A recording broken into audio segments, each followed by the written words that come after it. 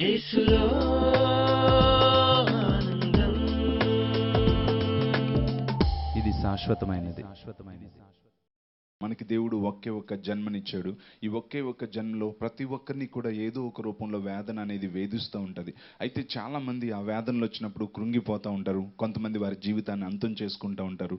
కొంతమంది ఆ వేదనని దాటి బయటికి రావాలని కోరుకుంటారు. అయితే దేవుని కలిగి ఉన్న మనందరం కూడా వేదనలను జయించి బయటకు వచ్చి దీవించబడాలని దేవుడు కోరుకుంటున్నాడు. దాని గురించి దేవుడు ఒక వ్యక్తిని మనకు చూపించాడు. అతని పేరే యబ్బేజు. అతని పేరు వేదన, కానీ అతని జీవితాన్ని మనం చూస్తే అతని సహోదరులందరికంటే ఎక్కువగా దీవించబడినవాడు అని చెప్పే మాటను మనం అక్కడ చూస్తున్నాం.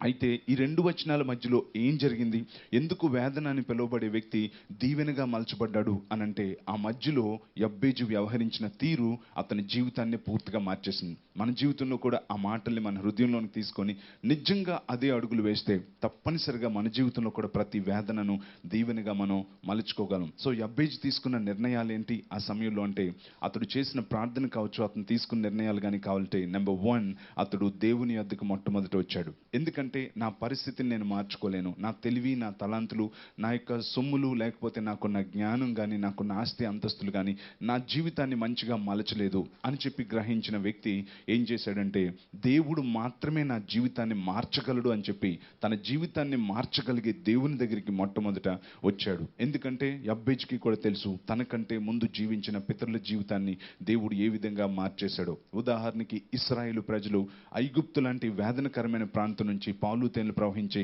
స్థలానికి దేవుడు వారిని మార్చేశాడు. ఈ మధ్యలో ఎన్నో మార్పులు వారి ప్రయాణంలో దేవుడు చూపించాడు.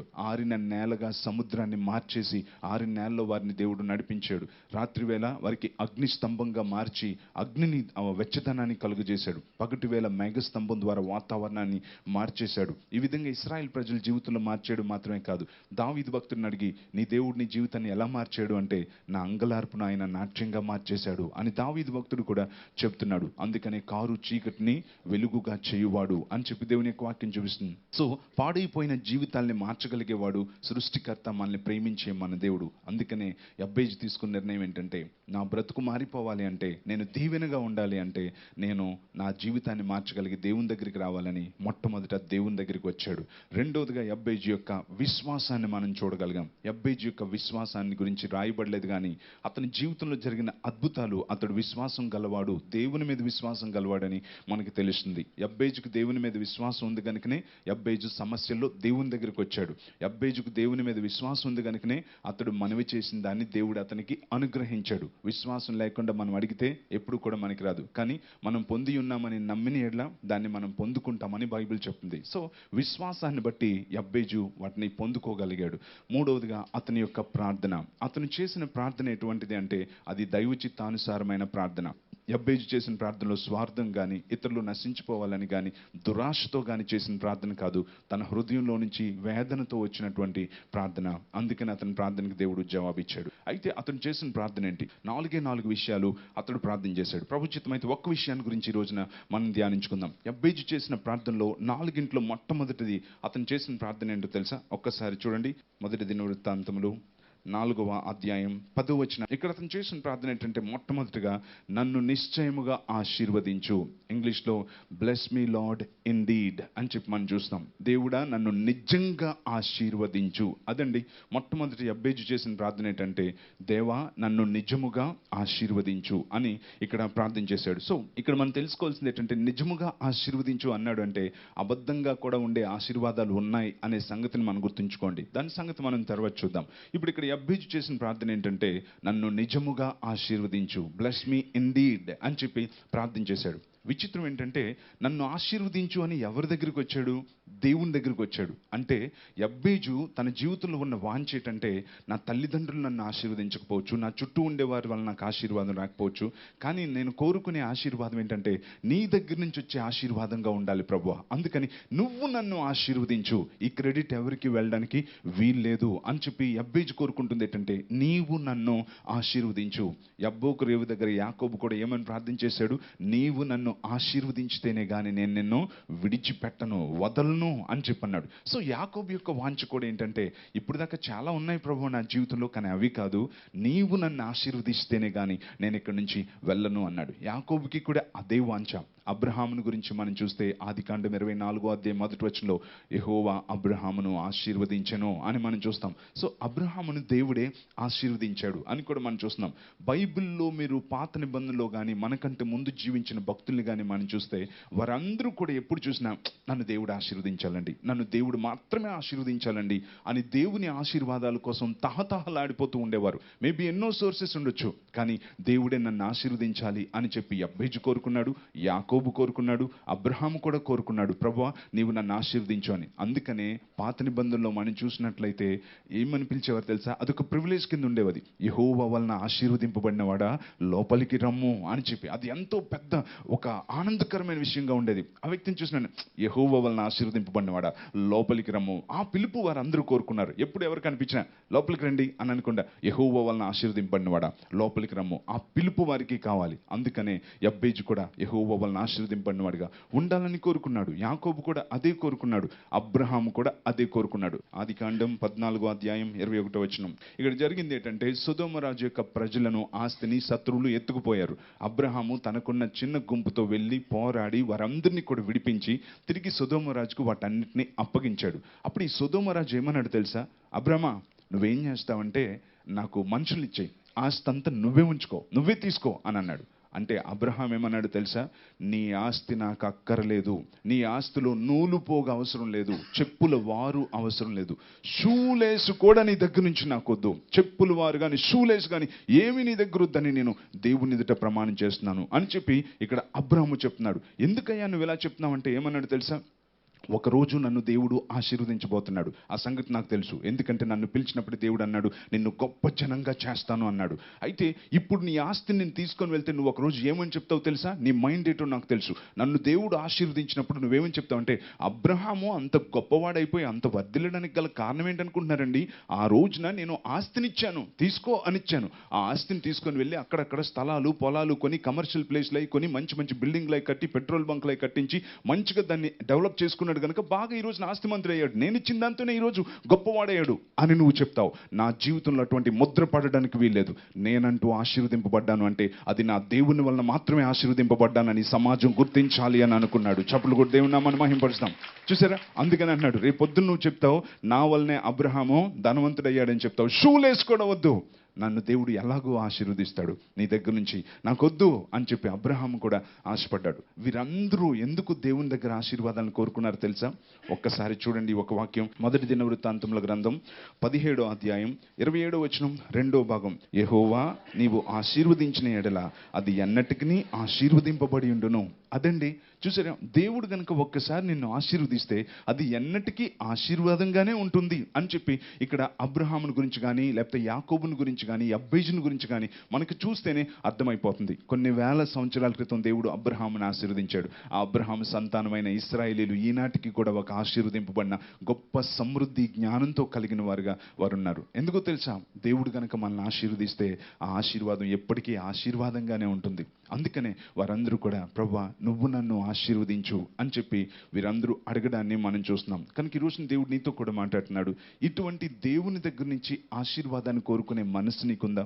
అందుకని నువ్వు అడగాలి, ప్రభువా నా కోసం కూడా నువ్వు ఉంచావు, నాకు తెలుసు, నేను నీ బిడ్డనే, నన్ను కూడా నువ్వు ఆశీర్వదించు అని అడగాలి. అందుకని యబ్బోకు రేవు దగ్గర యాకోబు అడిగాడు, అబ్రహాము కూడా దేవుని చేత ఆశీర్వదింపడాలని కోరుకున్నాడు. యబ్బేజు కూడా దేవుని దగ్గరికి వచ్చి నువ్వు నన్ను నిజంగా ఆశీర్వదించు ప్రభువా. ఎవరిని అడగాలో వారికి బాగా తెలుసు. ఈ రోజున నువ్వెవరిని అడుగుతున్నావు, ఎవరితో గొడవ పెట్టుకుంటున్నావు, నువ్వు దేవుని దగ్గరికి వచ్చి ప్రభువా నువ్వు నన్ను నిజంగా ఆశీర్వదించు అని అడగగలమా? సో మొట్టమొదటిగా వీరు దేవుడు ఆశీర్వదించాలి అని వారు కోరుకున్నారు. రెండోదిగా యబ్బేజు ఏమని ప్రార్థన చేశాడు తెలుసా? నిజముగా ఆశీర్వదించు అని అన్నాడు. సో నిజమైన ఆశీర్వాదం దేవుని దగ్గర నుంచి మాత్రమే వస్తుందని యబ్బేజుకు బాగా తెలుసు. ఎందుకు నిజంగా నన్ను ఆశీర్వదించు అన్నాడంటే, నిజమైన ఆశీర్వాదంలో ఎప్పుడు దేవుడు అనేవాడు ఉంటాడు. నిజమైన ఆశీర్వాదం ఎప్పుడు దేవుని దగ్గర నుంచే వస్తుంది. నిజమైన ఆశీర్వాదం ఎప్పుడు న్యాయమైనదిగా ఉంటుంది. అందుకనే యబ్బేజు అంటున్నాడు, నువ్వు ఇచ్చేది నిజమైన ఆశీర్వాదం, అందులో ఎటువంటి గొడవలు ఉండవు, అందులో ఎటువంటి అశాంతి ఉండదు, అందుకనే నీవు నన్ను ఆశీర్వదించు, నువ్వు నిజంగా నన్ను ఆశీర్వదించు అన్నాడు. బైబిల్లో నిజంగా దేవుడు మొట్టమొదట ఆశీర్వదించిన వ్యక్తులు ఎవరో తెలుసా? ఆదాము హవ్వలు. వారిని దేవుడు నిజంగా ఎలా ఆశీర్వదించాడు ఒకసారి ఆదికాండం చూడండి. ఆదికాండం 1వ అధ్యాయం 27, 28 వచనాలు. దేవుడు మొత్తం ఈ సృష్టిని అంతటిని అందంగా చేసి తర్వాత తన పోలికన తన స్వరూపం చొప్పున నరుని గాను చేశాడు, స్త్రీని గాను పురుషుని గాను చేశాడు. చేసి వారి కోసం అందమైన ఏదైనా తోటను వేశాడు. ఆ అందమైన ఏదైనా తోటకు 4 పాయలను వేశాడు. అక్కడ బంగారం ఉన్నది. ఎన్ని ఉన్నాయో మీరు బైబిల్లో మీరు చదువుకోవచ్చు. అన్ని చేసి అందమైన సృష్టిని చేసి అందమైన ఏదైనా తోట అనే ఒక ఇంటిని చేసి ఆదాము హవ్వల్ని ఆ తోటలో పెట్టి వారిని ఏమన్నాడు తెలుసా? మీరు ఫలించండి, అభివృద్ధి చెందండి, విస్తరించండి, భూమిని నిండించండి, దాన్ని లోపరుచుకోండి, దాన్ని ఏలండి, ఎగిరే పక్షులు, జలచరాలు, నేల మీద ప్రాకే ప్రతి జీవిని మీరు ఏలండి, అన్నింటికీ మీరు దీవెనగా ఉండండి అని చెప్పి వారిని దేవుడు ఆశీర్వదించాడు. సో ఆ తోటలో ఎక్కడైనా పిచ్చి మొక్కలు ఉన్నాయా? ఆ తోటలో ఎక్కడైనా గచ్చపొదలు ఉన్నాయా? ఆ తోటలో ఎక్కడైనా హాని చేసే ఉన్నాయా? ఆ తోటలో ఏదైనా కీడు చేసేది ఉందా? ఆ తోటలో ఎప్పుడైనా సరే వారికి భయం కల్పించేది ఏదైనా ఉందా? ఏది కూడా వారి జీవితంలో లేదు. ఎందుకో తెలుసా? ఆ తోట అంతటిని కూడా దేవుడు ఆశీర్వదించాడు. ఆ తోటలో ఆదాము హవ్వలు ఉన్నారు. వారిని దేవుడు నిజంగా ఆశీర్వదించాడు కనుక ఆ నిజమైన ఆశీర్వాదంలో అక్కడ భయం లేదు, అక్కడ పిచ్చి మొక్కలు గచ్చపొదలు లేవు, అక్కడ పనికిరాని వింటూ ఏవీ లేవు.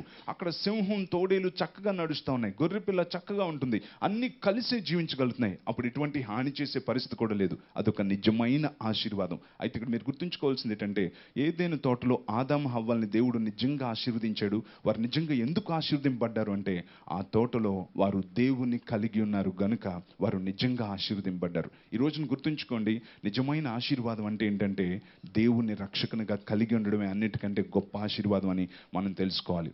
ఒక లోయ అంతట్లో ఒక గొప్ప ధనవంతుడు ఉండేవాడు.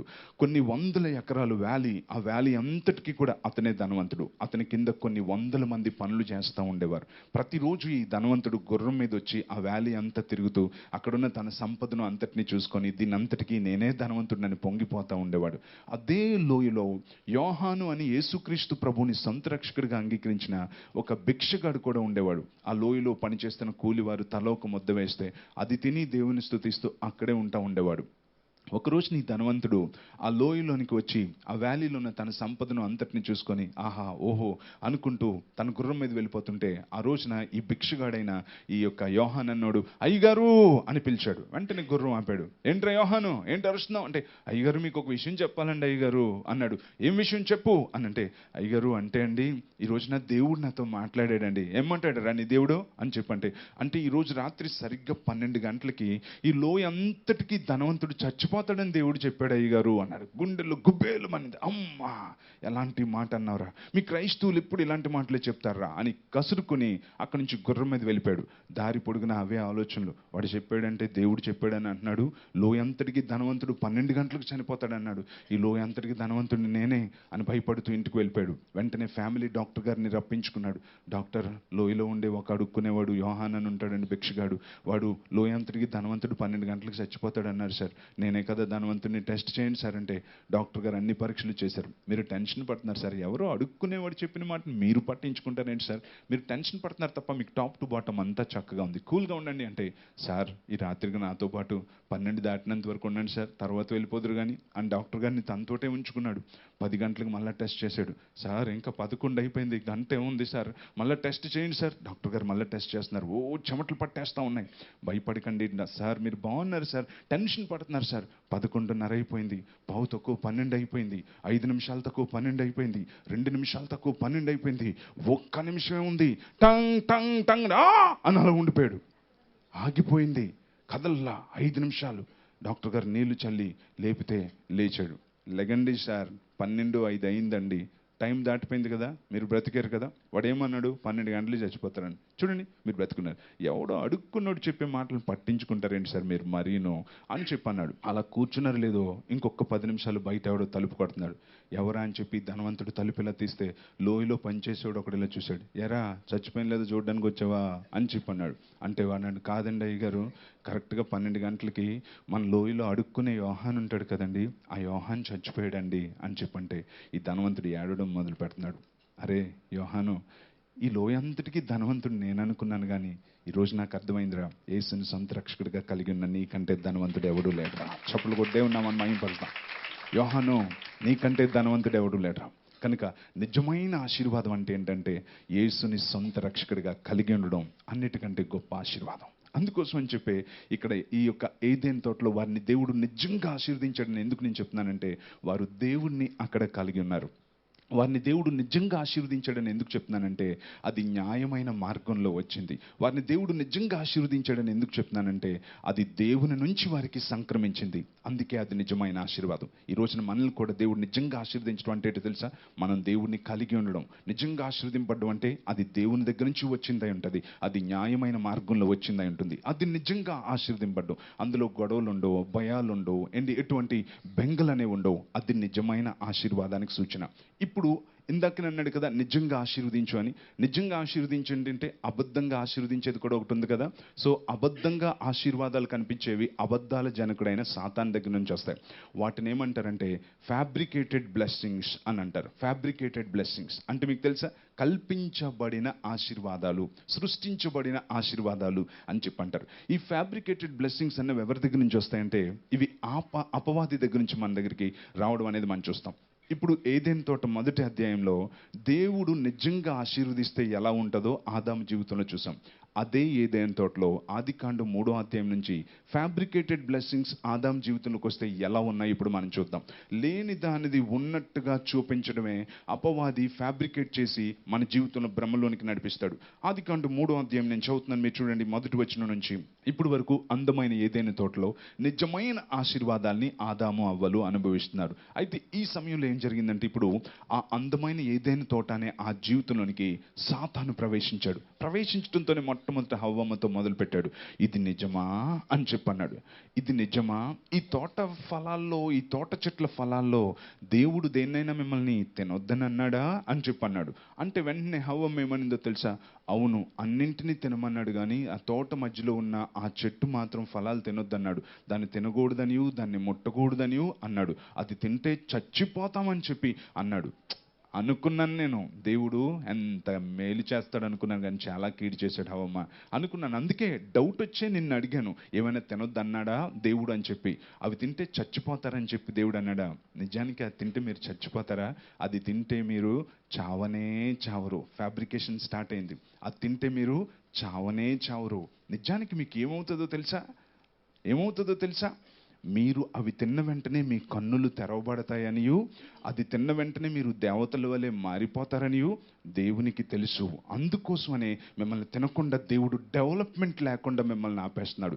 అది తిన్న దినాన్న మీకు మంచి చెడ్డలు తెలిసిపోతాయి. అది తిన్న దినాన్న మీరు కూడా దేవతలు అయిపోతారు, మీరు దేవుళ్ళు అయిపోతారు. నేను అయిపోయాను కదా కొన్ని వేల సంవత్సరాల క్రితం అని అపవాది మాట్లాడడం మొదలుపెట్టాడు. మీరు దేవతల వలె మారిపోతారు. అంత గొప్ప ఆశీర్వాదం పొందకుండా మిమ్మల్ని దేవుడి తోటలో ఇలా వదిలేశాడా? అయ్యయ్యో, సో సాడ్ అనేటప్పటికి వెంటనే చూసింది, అవునా, అది తింటే మేము దేవుడు అంత గొప్పలం అయిపోతామా? మాకే అన్నీ తెలిసిపోతాయా? అంత గొప్ప ఆశీర్వాదం అందులో ఉందా? అందుకేనే దేవుడు తినొద్దన్నాడు అని వెంటనే చూపునకు రమ్యమైందిగా అనిపించింది. తెంపుకొనింది, ఆమె తినింది, ఆమె భర్తకిచ్చింది, భర్త కూడా తిన్నాడు.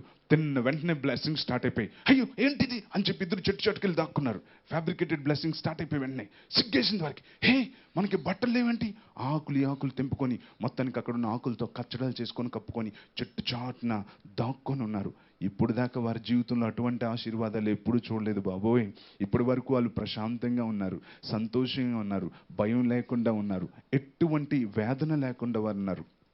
కానీ ఎప్పుడైతే మోసపూరితంగా ఇదిగో ఇది ఆశీర్వాదం అంటే అని ఫ్యాబ్రికేట్ చేసి చూపించాడో అపవాది, దాన్ని తిన్న వెంటనే చెట్టు చాటుకెళ్ళి దాక్కుని కచ్చడాలు చేసుకున్నారు. దేవుడు వచ్చాడు, ఆదామా ఎక్కడా అని అంటే, ప్రభువా నీ స్వరం విన్నప్పుడు మేము దిగంబరులంగా ఉన్నాం గనక చెట్టు చాటున భయకడి దాక్కున్నాము దేవా అని అంటున్నాడు. చూసారా ఏమంటున్నాడు? ప్రభువా నీ స్వరం విన్నప్పుడు ఒకప్పుడు పరిగెత్తుకుంటూ వచ్చేసేవారం, కానీ ఈ రోజున ఆశీర్వాదం ఎలాగైపోయిందో తెలుసా? నీ స్వరం విన్నప్పుడు భయం వేసింది, సిగ్గేసింది, దిగంబరులుగా ఉన్నాం, దాక్కున్నాం అని చెప్పి అంటున్నాడు. చాటుకెళ్ళి దాక్కోవాల్సిన పరిస్థితి, భయం, సిగ్గు, ఇవన్నీ ఎప్పుడొచ్చాయి? Fabricated blessings. అపవాదిని ఆశ్రయించినప్పుడు, అపవాది మాటను నమ్మినప్పుడు ఏమైందంటే దాక్కోవాల్సిన పరిస్థితి వచ్చింది. దేవుడు అన్నాడు, నేను తినొద్దన్న దాన్ని నువ్వు తిన్నావా అంటే ఆదాం ఏమన్నాడు తెలుసా? ప్రభువా, నాకు తెలీదు, నువ్వు నాకు ఇచ్చిన ఈ స్త్రీయే అన్నాడు. ఇంతకుముందు ఏమన్నాడు? నాది నారి అని ఎంత పొడుగు కవిత్వం రాశాడు. ఇప్పుడు ఏమంటున్నాడు తెలుసా? నువ్వు నాకు ఇచ్చిన ఈ స్త్రీయే, కనీసం భార్య అని కూడా అంటలేదు. నువ్వు ఇచ్చావు కదా ఈ క్యాండిడేట్ నాకు కొంప ముంచింది అని చెప్పి అంటున్నాడు. ఇప్పుడు ఏమైంది? ఫ్యామిలీ ప్రాబ్లమ్ స్టార్ట్ అయ్యాయి. చూడండి ఆశీర్వాదాలు ఎలాగున్నాయి. భార్య భర్తల మధ్యన పొసకని పరిస్థితులు వచ్చేసాయి. అంతటితో అయిన తర్వాత అప్పుడు దేవుడు ఏమన్నాడు తెలుసా? నా మాట వినలేదు, తినొద్దనే దాన్ని తిన్నారు. హవ్వ, నీ సంగతి ఏంటో తెలుసా? ఇక మీదట నీ ప్రసవ వేదన హెచ్చింపు అవుతుంది, నువ్వు వేదన పడి పిల్లల్ని కంటావు అని చెప్పి దేవుడు హవ్వతో చెప్పాడు. ఆదాముతో దేవుడు ఏమన్నాడు తెలుసా? ఆదామా, నీ వలన ఈ నేల శపించబడింది. ఇక మీదట నీ వలన నేల శపించబడింది కనుక బ్రతికిన కాలమంతా కూడా నువ్వు చెమటూడ్చి కష్టపడతావు. అంతేకాదు, నువ్వు మన్నులోంచి తీయబడ్డావు కదా, నువ్వు మన్ను అయిపోతావు అని చెప్పి అన్నాడు దేవుడు. చూడండి ఫ్యాబ్రికేటెడ్ బ్లెస్సింగ్స్ ఎటువంటి పరిస్థితుల్లోనికి వారిని తీసుకొని వెళ్ళిపోయావు అంటే, దేవుడే వారిని ప్రేమించి భవిష్యత్తు లేదు అనుకున్న వారికి ఫస్ట్ టైలర్గా దేవుడే చర్మపు చొక్కాయలు చేయించి వారిద్దరికీ తొడిగించి అందమైన ఏదైనా తోట నుంచి బయటికి పంపించి ఏదైనా తోటకు ఖడ్గజ్వాలల్ని పెట్టినప్పుడు ఆదాము హవ్వలు అందమైన ఏదైనా తోట కాసి చూసి, అది ఒకప్పుడు మన నిజమైన ఆశీర్వాదం. ఈ రోజున సాతాను మాటలు నమ్మి ఆశీర్వాదం కోల్పోయి ఏదైనా తోట నుంచి వెళ్ళిపోవాల్సి వస్తుందని చెప్పి వాళ్ళు ఏడ్చుకుంటూ వెళ్ళిపోయే పరిస్థితి ఆదాము హవ్వలకు వచ్చింది. అక్కడి నుంచి ప్రసవ వేదన, అక్కడి నుంచి బిడ్డల్ని కనడానికి ఎంత పెయిన్. అక్కడి నుంచి ఆదాము జీవితం చూస్తే పిచ్చి మొక్కలు గచ్చ పొదలు పీక్కోవడానికి జీవితం అంతా సరిపోయింది. ఈ రోజున ఒక చిన్న మొక్కల గోళంలో ఒక మంచి గులాబీ మొక్క వేస్తే గులాబీ మొక్క కంటే ముందు చుట్టూ వచ్చిన పిచ్చి మొక్కలు కలుపు మొక్కలు పీకడానికి మనకి ఎంత కష్టం. ఒకప్పుడు అవి ఉండేవి కాదు. ఒకప్పుడు పిచ్చి మొక్కలు అనేవి ఉండేవి కాదు. మనిషి ఎప్పుడైతే పాపం చేశాడో నేల నుంచి మంచి వాటికంటే చెడ్డవి పుట్టడం మొదలుపెట్టాయి. అవన్నీ పీకడానికి రైతు ఎంతో కష్టపడుతూ ఉంటాడు. కలుపు మొక్కలు తీయడమే ఒక పెద్ద పని. ఈ రోజున ఎంత కష్టపడి పంటలు పండించాల్సిన పరిస్థితి. ఇవన్నీ ఎందుకు వచ్చినాయి తెలుసా? Fabricated blessings. ఏమైంది? ఇప్పుడు ఏది నిజమైన ఆశీర్వాదం? అన్యాయంగా అక్రమంగా దేవుడు వద్దు అన్నది చేస్తే నీకు వస్తుంది అని ఫ్యాబ్రికేట్ చేసి అపవాది చూపించినప్పుడు అది నిజమేమో అనుకొని బ్రహ్మలోకి వెళ్ళిపోయి దాన్ని తీసుకొని తిందాం అనుకున్నారు. వాళ్ళ జీవితంలో ఏదైనా తోట నుంచి తోలివేయబడ్డారు వారు. ఎంత వేదనకరమైన విషయం. కృపగల దేవుడు గనుక రాబోయే దినాల్లో వారికి విమోచన కొరకు ఒక రక్షకుని పంపిస్తానని అక్కడే దేవుడు ప్రామిస్ కూడా చేశాడు. అయితే ఈ రోజున మన జీవితాలతో కూడా దేవుడు మాట్లాడుతున్నాడు. ఎందుకు యబ్బేజు, ప్రభువా నువ్వు నన్ను దీవించు, నీవు నన్ను నిజంగా దీవించు అన్నాడు తెలుసా? ఇలాంటి ఫ్యాబ్రికేటెడ్ బ్లెస్సింగ్స్ వస్తాయని తెలిసే నాకు అది వద్దు అన్నాడు. ఫ్యాబ్రికేటెడ్ బ్లెస్సింగ్స్ అంటే నెమ్మది ఉండదు, సమాధానం ఉండదు, అంత అక్రమంగానే వస్తుంది. లంచగొండితనం, మోసం, అక్రమార్జన, వడ్డీలు, ఇతరుల యొక్క స్థలాలను తీసుకోవడం, గుర్ర పందాలు, లాటరీ టికెట్లు, ఇస్కరియోతు యోధాకి 30 వెండి నాణ్యాలు, ఇవన్నీ సాతాన్ దగ్గర నుంచి వచ్చిన ఆశీర్వాదాలే. ఆ 30 వెండి నాణ్యాలతో ఇస్కరియోతు యోధా ఏం కొన్నాడు? ఎస్టేట్స్ కొన్నాడా? శవాలను పాతి పెట్టేదానికి ఒక స్థలం కొన్నాడు, ఊరేసుకొని చచ్చిపోయాడు. అపవాది ఇచ్చేవి ఎప్పుడు కూడా ఇలాగే ఉంటాయి. అందుకనే ఇక్కడ ఏమన్నాడు తెలుసా? నన్ను నిజంగా దీవించు ప్రభువా, వంకర మార్గంలో నాకు ఆశీర్వాదాలు వద్దు, అపవాది ప్రేరేపణతో సంపాదించే ఆశీర్వాదాలు నాకు వద్దు, అక్రమంగా అన్యాయంగా నాకు ఆశీర్వాదాలు వద్దు అని చెప్పి అన్నాడు. ఈ రోజున నువ్వు పొందుకుంటున్న ఆశీర్వాదాలు ఎటువంటివి? లంచం తీసుకొని దేవుడు నన్ను ఆశీర్వదించాడని థ్యాంక్స్ గివింగ్ మీటింగ్ పెట్టుకుంటున్నావా? నువ్వు లైవ్లో చూస్తున్న వారితో కూడా దేవుడు మాట్లాడుతున్నాడు. నువ్వు ఎక్కడున్నప్పటికీ కూడా నువ్వు ఒక లంచగొండు అయితే అది దేవుడి నుంచి వచ్చే ఆశీర్వాదం కాదు. వడ్డీలకి ఇచ్చి అవతల వాళ్ళు నడ్డిరగొట్టేటువంటి వ్యక్తి అయితే అది దేవుడి నుంచి వచ్చే ఆశీర్వాదాలు కాదని సంగతి తెలుసుకోవాలి. అక్రమంగా వేరే వారి స్థలాలు పొలాలు కలిపేసుకుంటే నువ్వు ప్రశాంతంగా ఉంటావని ఎప్పుడు కూడా భ్రమలో ఉండొద్దు. అది నీకు ఎప్పుడు కూడా నెమ్మది కాదు. ఎంతో మంది ఆస్తుల పంపకాల్లో కూడా ఆడవాళ్ళు కదా అని చెప్పి అక్కలకి చెల్లెలకి రావాల్సిందని కూడా లాక్కు తినేసే అన్నలు తమ్ముళ్ళు ఉంటారు. వారికి ఎప్పుడు కూడా ఆశీర్వాదం కాదు, వారి తమ్ముళ్ళకి కాదు, వారి పిల్లలకి కూడా ఆశీర్వాదం కాదు. అక్రమంగా సంపాదించిన ఏది కూడా దేవుడి నుంచి వచ్చింది కాదు. అందుకే యబ్బేజు చేసిన ప్రార్థన ఏంటంటే, ప్రభువా నువ్వు నన్ను ఆశీర్వదించు. అబ్రహాము నువ్వు నన్ను ఆశీర్వదించు. అందరూ చేసిన ప్రార్థన, నువ్వు నన్ను ఆశీర్వదించు. న్యాయమైన మార్గంలో వచ్చే ఆశీర్వాదం కావాలి, నీవిచ్చే నిజమైన ఆశీర్వాదం నాకు కావాలి అని ప్రార్థన చేశారు. ఈ రోజున నీ జీవితంలో నిజమైన ఆశీర్వాదం కావాలా? అయితే దేవుణ్ణి అడగడం మనం నేర్చుకోవాలి. అక్రమంగా ఒక్క రూపాయి కూడా వద్దు. దానివల్ల నీకు నెమ్మది ఉండదు, నీకు ఎప్పుడు ప్రశాంతత ఉండదు. దేవుడి నుంచి వచ్చేదే మనకెప్పుడు దీవెనకరంగా ఉంటుంది. దేవుని సేవలోనికి వచ్చిన కొత్తలోనే నేను చాలామంది సేవకులను చూసిన దగ్గర నుంచి కూడా ఎప్పుడు దేవుని సన్నిధిలో ప్రార్థన చేస్తూ ఉండేవాడిని. ఎబ్బైజుని చూసిన తర్వాత ప్రభువా నన్ను నిజంగా ఆశీర్వదించని దేవుని సన్నిధిలో మోకాలేసి ఎప్పుడు ఏడుస్తూనే ఉండేవాడిని. నన్ను నువ్వు ఆశీర్వదించు, నువ్వు నిజంగా నన్ను ఆశీర్వదించు అని. ఎందుకంటే కొన్ని మీటింగ్స్కి వెళ్ళేటప్పుడు అక్కడ పాస్టర్స్కి డబ్బులు ఇస్తూ ఉంటారు. అలాగే ఒకరోజు నేను హైదరాబాద్లో చెన్నైలో మీటింగ్కి వెళ్ళాను, నేను రాజు గారు. ఆ మీటింగ్ అయిపోయినాక కొంతమంది పాస్టర్స్ లైన్ కట్టారు, అందరికీ 200 ఇస్తున్నారంట. అక్కడ నేను మామూలుగా నించొని చూస్తున్నాను. నాకు ఎప్పుడు అలాంటివి ఇష్టం ఉండదు. నించుంటే వారికి కొంతమంది డబ్బులు అందలేదని బూతులు మాట్లాడడం మొదలుపెట్టారు. నాకు వెంటనే ఏంటండి మీరు దైవజనులు కదా బూతులు మాట్లాడుతుందంటే, నీకు తెలియదురా తమ్ముడు బైబిల్లో యేసయ్య కూడా బూతులు తిట్టాడు అన్నాడు. అమ్మ బాబు ఈడేంటి ఇలాంటి మాటలు మాట్లాడుతున్నాడు, నమస్కారం బాబు అనుకుంటే అక్కడికి వెళ్ళిపోయాను. చాలా అంటే వక్రంగా అడ్డుగా మాట్లాడే పరిస్థితికి కారణం ఏంటి తెలుసా? అక్రమార్జన కోసం 200 కోసం బూతులు ఆడేస్తావా? 200 కోసం ఇంత నీచంగా దిగజారిపోతావా? అప్పటి నుంచి ప్రభువా ఎప్పుడు మొదటి వారంలో హౌస్ విజిట్ చేసే క్రైస్తవుడుగా నేను ఉండకూడదు. ఎవరింటికైనా వెళ్తే వీళ్ళు ఏమైనా ఇస్తే బాగును అని ఆశించే వ్యక్తిగా ఉండకూడదు. నేను చెయ్యి చాపితే ఎవరికైనా పట్టేలా తప్ప నా కోసం ఎవరి దగ్గర నేను అడగకూడదు. దేవుడు నిజంగానే నన్ను అలాగే ఆశీర్వదించాడు. నిజంగా దేవుడు నన్ను ఆశీర్వదించాడు. మిమ్మల్ని కూడా నిజంగా దేవుడు ఆశీర్వదించాలని కోరుకుంటున్నాడు. అందుకోసం అని చెప్పి అక్రమార్జనకి ఎప్పుడు కూడా మనం భయపడాలి. పేదవాళ్ళ పేరు చెప్పి కలెక్ట్ చేస్తూ ఉంటాం. కలెక్ట్ చేసింది పేదవారికే వెళ్ళాలి తప్ప అందులో ఒక్క పైసాను తిన్నా నిన్ను నీ కుటుంబాన్ని కాల్ చేస్తుంది. అందుకోసమని ఎంతోమంది పేదవారి పేరు చెప్పి కలెక్ట్ చేస్తూ ఉంటారు. అందుకని వారి కుటుంబాలు బాగోపడమని చూస్తాం. ఈ రోజు కూడా నేను చెప్తున్నాను, మన మిరాకిల్ సెంటర్ నుంచి కలెక్ట్ చేసిన దాంట్లో ₹1 కూడా నా అకౌంట్లోకి రాదు. నేను నా భార్య భయపడి అప్పుడప్పుడు ₹1000, 2000, 10,000 పెట్టేస్తూ ఉంటాం.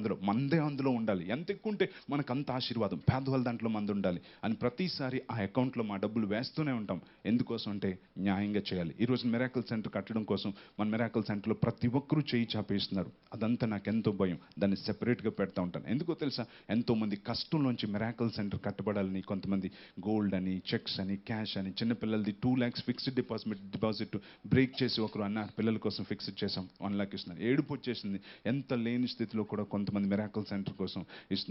అవన్నీ చూసినప్పుడు అవన్నీ జాగ్రత్తగా పక్కన ఉంచుతాను. అందులో ఉన్న ప్రతి రూపాయి కూడా మిరాకిల్ సెంటర్లో ఉండాలి. అందుకే అందులో నేను కూడా మరలా కంటిన్యూస్గా పెడతా ఉంటాను. ఎందుకంటే దేవుడు ఆశీర్వదిస్తే అన్నాడు యెహోవా, నీవు ఆశీర్వదించిన యెడల అది ఎన్నటికీ ఆశీర్వాదంగా ఉండును. అది మనకి కావాలి. అంతేగాని ఇంకేదో మనకు అవసరం లేదు. నీ కోసం దేవుడు ఏదో కలిగి ఉన్నాడు, అది నీదే. అది దేవుణ్ణి నువ్వు అడగడం నేర్చుకోవాలి. అందుకనే ఇక్కడ యబ్బేజు చేశాడు, ప్రభువా నన్ను నిజంగా ఆశీర్వదించు అని చెప్పన్నాడు. ఆశీర్వదించు, లార్డ్ బ్లెస్ మీ ఇండీడ్ అని చెప్పన్నాడు. నువ్వు ఈ రోజున అలా ప్రార్థన చేయగలవా? ప్రభువా నన్ను నిజంగా ఆశీర్వదించు అని.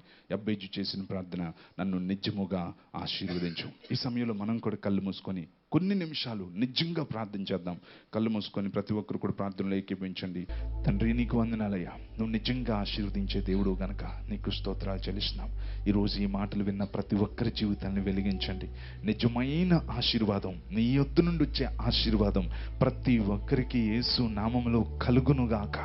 నీ కృప చొప్పున నిజమైన ఆశీర్వాదాలతో నీ బిడ్డల్ని నింపి నీ యొక్క ప్రత్యేకమైన దీవెనతో నింపండి. లైవ్లో చూస్తున్న వారందరినీ కూడా ఆశీర్వదించండి ప్రభువా. నిజమైన ఆశీర్వాదాలు పంపించండి. యేసు నామములో అడుగుచున్నాము తండ్రి, ఆమెన్.